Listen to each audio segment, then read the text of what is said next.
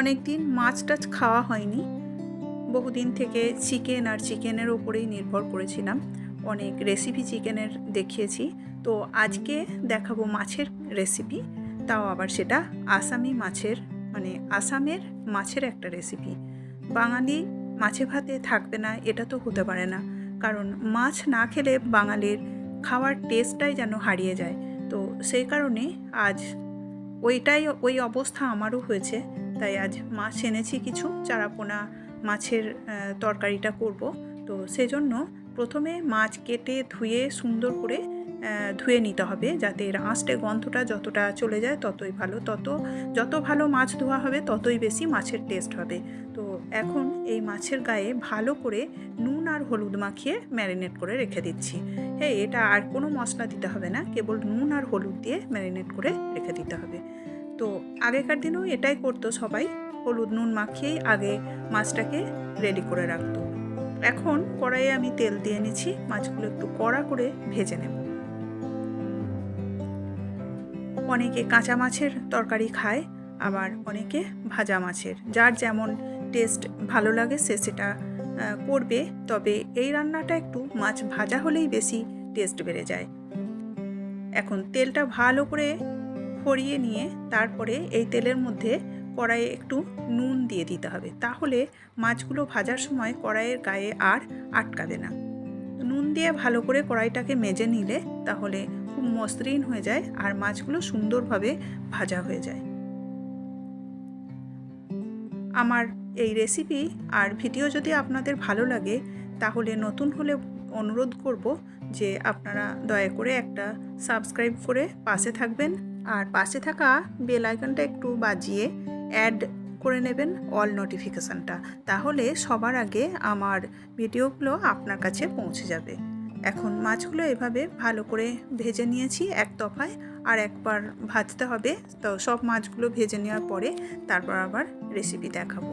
তার আগে বলে নিই, আমার এই ভিডিও যদি আপনারা আপনাদের পরিচিতদের মধ্যে একটু শেয়ার করে দেন, তাহলে আমার উপকার হয় সেটা, এবং আমি অনেকটা উৎসাহিত হই আরও নতুন নতুন রেসিপি বানানোর জন্য।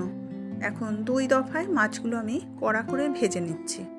আর যদি ফেসবুক থেকে দেখতে চান, তাহলে ফেসবুক পেজে আমার গিয়ে একটা ফলো দিয়ে দেবেন।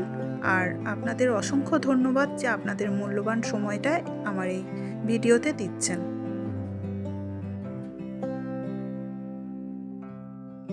মোটামুটি ভাজা হয়ে গেছে।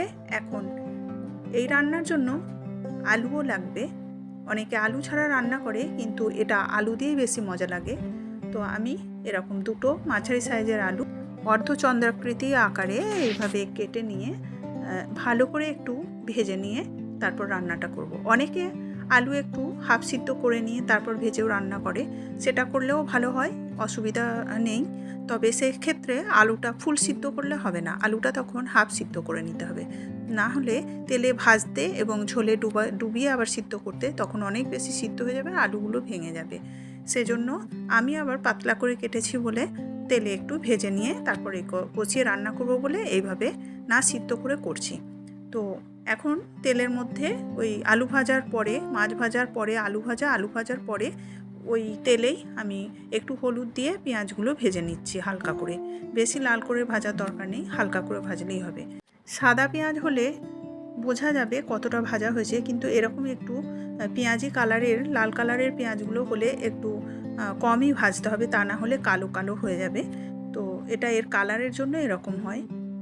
এখন 5 ফোড়ন দিতে ভুলে গিয়েছি প্রথমেই, সেই জন্য এখন পেঁয়াজটাকে ওপরের দিকে তুলে দিচ্ছি, আর অল্প একটু 5 ফোড়নের মধ্যে দিয়ে আর তেজপাতা একটা ছিঁড়ে দিয়ে এটাকে একটু যেই সুগন্ধ বের হবে তখন পেঁয়াজগুলো এর সাথে মিশিয়ে আলু দিয়ে কষে রান্না করব।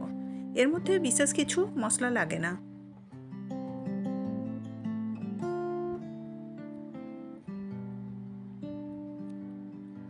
দু কোয়া রসুন দিয়ে আমি এটাকে রান্না করব। এই মাছেতে আদা আর ধনিয়া অত লাগে না।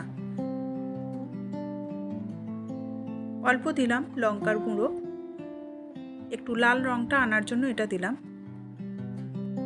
এবার দিতে হবে 4 পিস মতো আমি বড় টমেটো কেটে কুচিয়ে রেখেছি। এই তরকারিটা আসলে একটু টক টক ভাবটা আসবে। তো টমেটোগুলো দিয়ে এখন ভালো করে এই পেঁয়াজটাকে কষতে হবে। অল্প একটুখানি দিলাম জিরে গুঁড়ো। ব্যাস এই হলো এর মশলা। এর বেশি মশলা এতে লাগে না। টমেটো যাতে তাড়াতাড়ি গলে যায় তার জন্য আমি অল্প পরিমাণে একটু নুন দিয়ে এটাকে ঢাকনা বন্ধ করে দেব।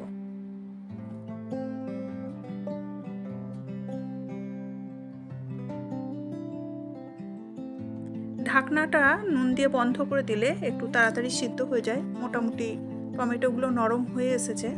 এখন এই পর্যায়ে এসে আমি 2টো কাঁচা লঙ্কা চিড়ে দিয়ে দিলাম। অবশ্যই লঙ্কা চিড়ে দেবেন তেলে, তা না হলে ফেটে যাওয়ার সম্ভাবনা থাকে, ফেটে ছিটকে আহত হতে পারেন।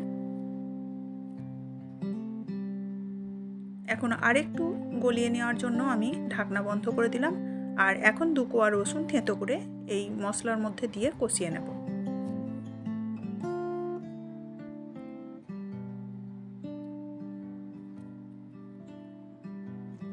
অসাধারণ টেস্ট হয় এই তরকারিটা। মানে একবার রান্না করলে আবারও রান্না করবেন, আমি একদম শিওর এটা। ভেজে রাখা আলুগুলো এর মধ্যে দিয়ে নিলাম।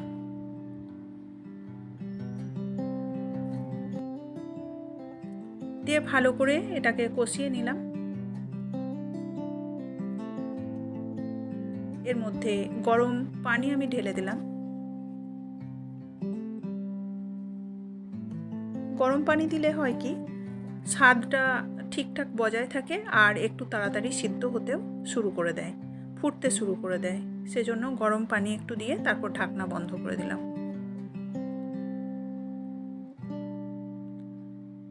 ঠিক 5 থেকে 7 মিনিট ফুট ওঠার পরে আমি আরেকবার ঢাকনা খুলে একটু চেক করে নিচ্ছি আলুটা সিদ্ধ হয়েছে কিনা। যদি আলু সিদ্ধ হয়ে থাকে তাহলে মাছগুলো এই পর্যায়ে এসে দিয়ে দেব।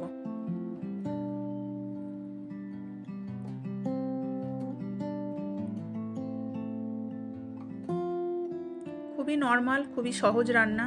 এমন কিছুই মশলা এতে লাগে না, কেবলমাত্র গুঁড়ো মশলা আর একটু 2 কোয়া রসুন। তবে পরিমাণ অনুযায়ী আপনারা দেবেন, এটা আপনাদের পরিমাণ যতটা থাকবে সে মতো আন্দাজ করে এটা দেবেন। কিন্তু পদ্ধতি এই রকমই করবেন।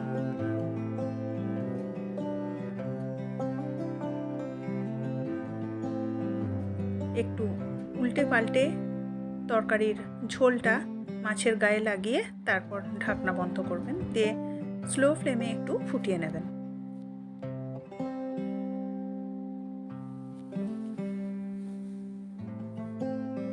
মোটামুটি তরকারিটার হয়ে এসেছে, কিন্তু আমি ফোটার আগে নুন দিতে ভুলে গিয়েছিলাম, তাই একটু এখন নুন দিয়ে নেব।